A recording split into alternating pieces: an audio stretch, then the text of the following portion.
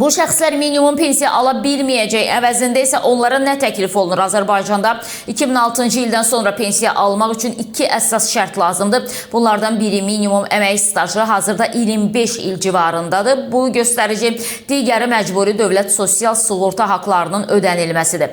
Yəni vətəndaş rəsmi şəkildə işləməli və maaşından sosial sığorta tutulmalıdır ki, gələcəkdə pensiya kapitalı formalaşsın. Bəzi vətəndaşların işlədikləri dövrdə rəsmi qeydiyyatı və sığorta ödənişi yoxdur. Belə olan halda onlar pensiya hüququndan məhrum mu olunacaqlar? Qlobal Infoza danışan iqtisadçı Asif İbrahimov deyir ki, pensiya ilə bağlı 2006-cı ildən sonraki qərarlarda müəyyən müsbət hallar olsa da negativlər də müşahidə olunur. Əksər Azərbaycan vətəndaşlarının əmək fəaliyyəti rəsmiləşdirildi və ondan müvafiq sosial tutulmalar həyata keçirildi. Lakin qanunvericiliyin müəyyən etdiyi pensiya kapitalı lazımi miqdarda yığılmırsa, vətəndaş yaşa görə müavinət alır.